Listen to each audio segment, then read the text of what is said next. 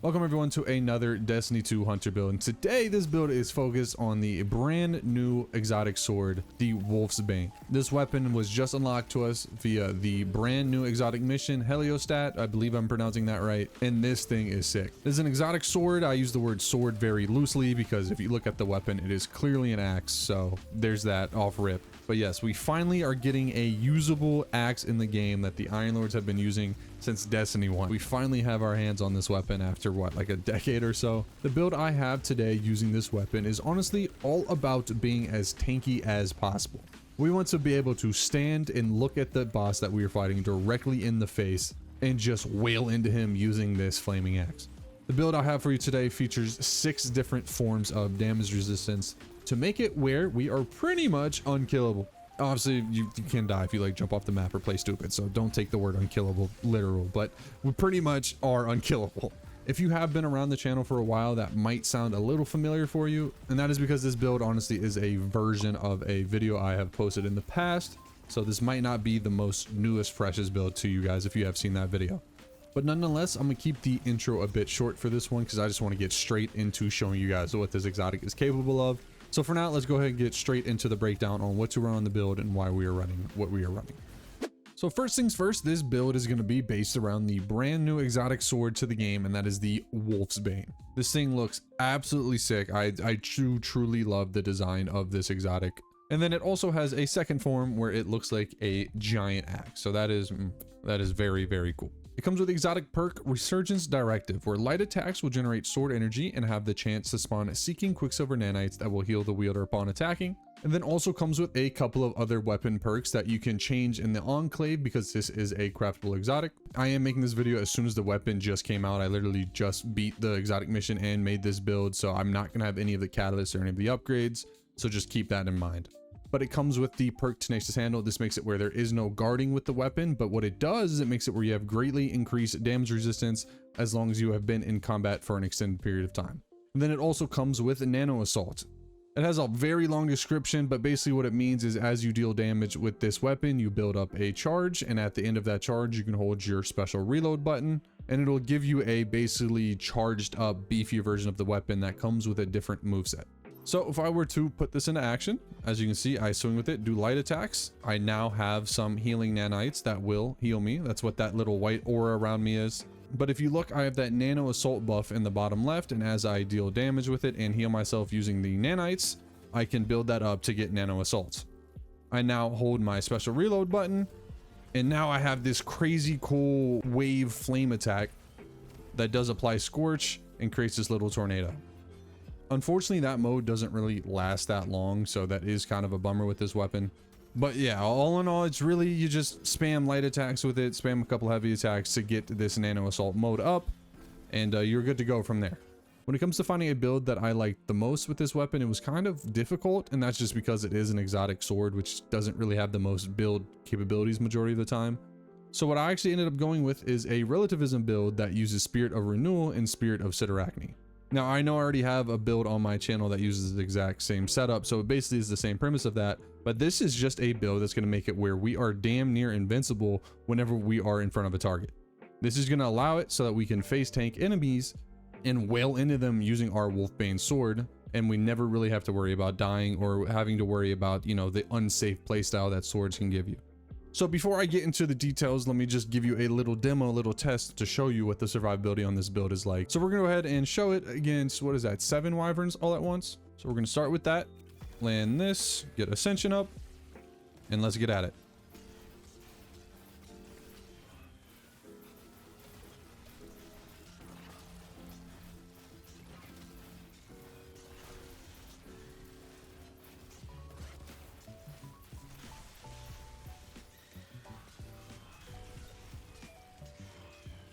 And one more. Boom. I never even once cracked critical health. Now, to be fair, I'm not under light right now, so that probably wasn't the greatest of tests, but I hope you get a little taste of what I'm trying to go for with this build. So yeah, we're going to be using Spirit of Renewal. This just makes it where whenever we stand inside of a Dustfield Grenade, it'll grant us Frost Armor, and if a target is inside that Dustfield Grenade, they will do reduced damage. So throw my Dustfield Grenade out, stand in it, boom, I now have Frost Armor all the way up to ×5. On top of that, we're running Spirit of Sidorakni. This makes it where we gain Woven Mail whenever we use our grenade. So by throwing our grenade, I grant us Woven Mail and obviously Frost Armor from before. And as you can see here, Woven Mail will grant us 45% damage resistance, and Frost Armor at 5 stacks will grant us 31.25% damage resistance. So just by using these two things alone, we are roughly around 80% damage resistance, which is insane. From there, if we look at our subclass, the first aspect we're going to run is Ascension. This is going to make it where we have an easy source of Amplified there, which is an added 15% damage resistance on top of the Woven Mail and Frost Armor. From there, we're also going to run Facet of Protection. This makes it whenever we are surrounded by combatants, we are more resistant to incoming damage. And if we look here, the exact number of damage resist we get is 15%, as long as we are within 15 meters of 3 enemies. We're then also going to top it off with a melee damage resistance on our chest piece. And then the final piece of damage resistance we're going to run in this build is using Iron Lord's Vigor. This artifact perk makes it where whenever we are wielding a sword, we take decreased damage. Rapid Final Blows will also grant us ammo. So I don't know the exact number of everything added up on exactly what that damage resist is, but basically if you have everything up and running, which is very easy to do with the setup I have, as long as you're not playing entirely stupid, you will pretty much be unkillable. Now for the rest of the subclass, we're obviously going to go ahead and be on Dustfield Grenade. This is for Spirit of Renewal. For your melee, it honestly is up to you. I just like running Snare Bomb just for an easy source of weaken. We're going to run Gambler's Dodge just so whenever we do use Ascension, we can get our melee back. For our other aspect, we're going to run Winter's Shroud. And the reason we're going to be running this is mainly for the second line of text there, where slowing targets will briefly increase your class ability regen. We're going to be playing a whole bunch of slow every time we throw a Dustfield Grenade. So therefore, by using our Dustfield Grenade, it'll get us our class ability back so we can use Ascension.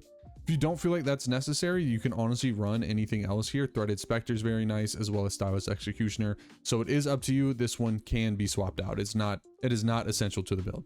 For fragments, we run Facet of Hope. This makes it whenever we have an elemental buff, our class ability will regenerate more quickly. We're going to run a Facet of Dawn. This just makes it whenever we hit someone with a powered melee, it'll make us radiant as well as our nearby allies. And then last but not least, we're going to run Facet of Purpose. This is just going to make it where whenever we do pick up an orb of power, it'll grant us an elemental buff based on the super we are running. For me personally, I am running Shadow Shot here. So therefore, whenever I pick up an orb of power, it will grant me an overshield. In terms of super though, you can honestly run whatever you prefer. I'm just personally running Tether, but Silence and Squall, Golden Gun, or even Silk Strike are all great options.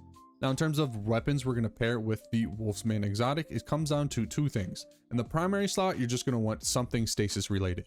I'm personally running this Jurisprudent here with Rhyme Stealer Headstone, but other things like Solemn Remembrance or even Tin Ashes are all great options, just something stasis here. And that is because we're going to want to combine the stasis weapon with the perk here, Fever and Chill, where rapid precision hits will grant us Frost Armor. This is just a way for us to get Frost Armor without using our Dustfield Grenade. In the energy slot, I just recommend something solar. It can be entirely up to you what that solar weapon is. I'm personally running Return Memory. I did really like the build with a solar glaive as well as these grenade launchers, but honestly, it's up to you.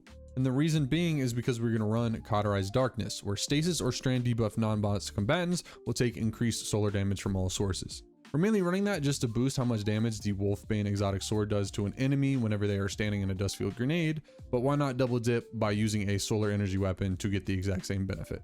In terms of other artifact perks you're going to want to run with this build, first of all, you're going to want one with Frost. You're going to want Frost Renewal. This one is very important. This makes it whenever we do have Frost Armor and we do take critical damage, which just means our health bar gets to that blinking red part. It will emit a freeze around us that will freeze all enemies. It is a very good artifact perk. In the setup I'm currently running, which is a sidearm / scout rifle combo, I recommend Reciprocal Draw and Semi-Auto Striker. Reciprocal Draw just makes it whenever we get non-sidearm final blows, it'll make our sidearm do more damage. And then Semi-Auto Striker will just make it where whenever we don't have armor charge, landing precision hits with our scout rifle will give us armor charge. And then last but not least, I recommend Shield Crush. This makes it whenever we are amplified from using our Ascension, our grenade will recharge faster and deal more damage. Now for armor stats, I recommend 3 stats being at least at 100, and that is grenade, class, and weapons. This is just so we get our Dustfield Grenade back as quick as possible, as well as our Ascension as quick as possible, just because those are our 2 easiest forms of damage reduction. And then go ahead and put weapon stat to 100 just so our WOLFSBANE will do more damage. One thing that I would like to give a quick shout out to is if you are able to run this will help to build out a whole bunch, and that is the 4-piece bonus from the Bushido armor set. This is just going to make it where whenever we do get rapid final blows using our WOLFSBANE sword, we will gain temporarily reduced incoming damage, which is obviously a bonus because this entire build is based around reducing how much damage we take. But now for armor mods on your helmet, go ahead and run a heavy ammo finder. I forgot to mention this earlier, but do run the artifact perk that lets you run this thermodynamic siphon. You are going to want this, so throw that on. And then for the final spot, just throw on powerful friends. On the arms, go ahead and run grenade kickstart, bolstering detonation, and impact induction. On the chest piece, run Lucent Blades, melee damage resistance, and solar ammo generation. On the chest piece, run Lucent Blades, melee damage resistance, and then in the final slot, run either solar ammo regeneration or stasis ammo generation, depending on which of your two weapons you feel like you use more often. On the boots, go ahead and run solar weapon surge, solar scavenger, and innervation. And on the class item, run time dilation, bomber, and reaper. Basically, just to sum up what the mods do, anytime we get rapid final blows using our solar or stasis weapons, we'll create an orb of power. Grabbing those orbs of power will give us armor charge, which will grant us grenade kickstart, as well as increase our solar weapon damage. And then other than that, the other important mods here are basically all around ammo generation, as well as getting more ammo for our Wolfsbane whenever we do pick up a heavy ammo brick. So that right there was the entire explanation on the build. If you have any questions, please feel free to drop them down below. But for now, let's go ahead and get into some live gameplay for you. Today, we're going to go ahead and take the build into the Salt Mine Solo Ops. And with the mods I've applied, we're going to go ahead and beat 45 power under for you. All right, when using this build, it is very straightforward. Throw a dust field grenade, stand in it, and just run at them with your Wolfsbane. Doesn't really get any deeper than that, if we're being honest. Just try to make sure you have all your damage reduction up, like I explained earlier, all the different forms of it. And you should be golden from there. Oh, perfect. An ammo brick right away. Can I see the guy so I can stun him? Thank you. All right, I don't have my dust field up, so I'm kind of just going to wait a little bit until I have it up, and then we're going to go jump that unstoppable.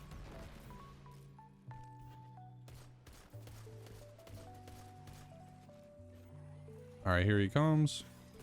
Stun him there, and let's go in.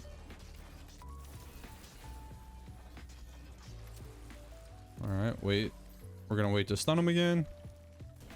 There we go. All right, and you should be finishable here real soon. There we go, beautiful. My camera got weird there. Cool, unstop down. How close are we to nano assault? Okay, we're super close. I think with this next group of enemies, I'm just gonna immediately go in with this to get our nano assault up, and then hopefully fry. There we go. Hold on, stun you. All right, going with this.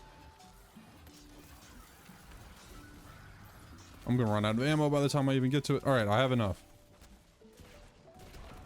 I'm gonna stun him, pop it, and I just want to see exactly how much it does. Beautiful. Mink. All right, cool. I did exactly what I thought I did. Absolutely fried him.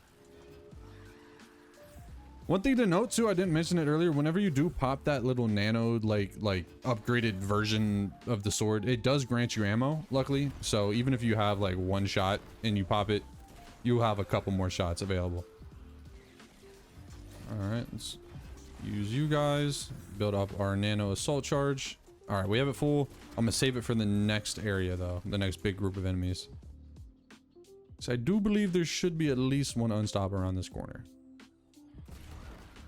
Indeed there is. All right, going with this. Stun him, pop this. All right, I completely whiffed that. Oh, it's whatever. Luckily it does apply scorch, so maybe after enough stacks the I can't even think of the name, the explosion will stun him. It did not. That was a complete waste. That's on me.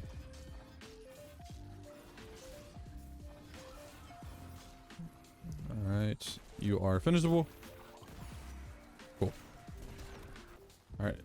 Oh, this heavy break was huge, so I ran out just before this ogre spawned. All right, come here. Let me land on your head, do that. And luckily that was absolutely no threat at all. All right, we're moving on to the boss fight. What's my nano charge at? About half. That's not good enough. Open up with that. Spam all our abilities. Drop a tether. And let's go in there with our Wolfsbane. And we're already out of ammo. Honestly, one of the main problems why it's really hard to make a build using an exotic weapon as your main like focus. Luckily we did get ammo to drop and we have full nano assault, so as soon as I get rid of this overshield, it is time to ruin his day.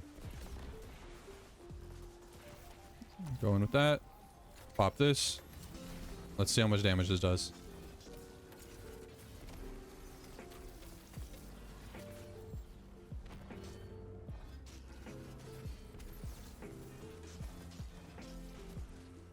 All right, final health gate reached. Where's this final blight? There it is.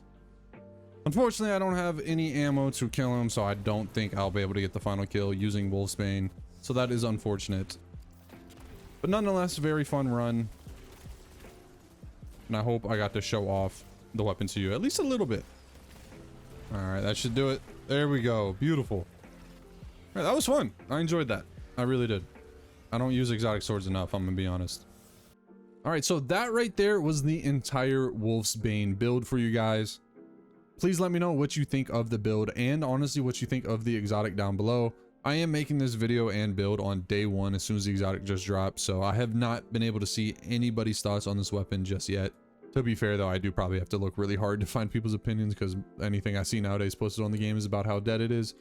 So there is that. So yeah, let me know how you feel about it down below as well as the mission. My personal opinion, I think the design is really cool. It looks really sick. It is very fun. But I don't really think it's that potent. I don't really think it's going to be that good, I'm going to be honest. Maybe later on, once we get some catalysts, more and more upgrade perks as the weeks go on, as we unlock, you know, more bonuses for the weapon, it might become very viable. But at the moment, it just seems like a more fun, gimmicky weapon in my personal opinion. As always, if you have any builds you'd like for me to try and maybe post a video on in the future, please drop them down below in the comments. If you are new here, feel free to subscribing. We are on the road to 5,000 subs, so I would greatly appreciate it. But yeah, that's going to be it from me. If you made it this far, I love your face, and all you fine ladies and gentlemen, have a great rest of your day.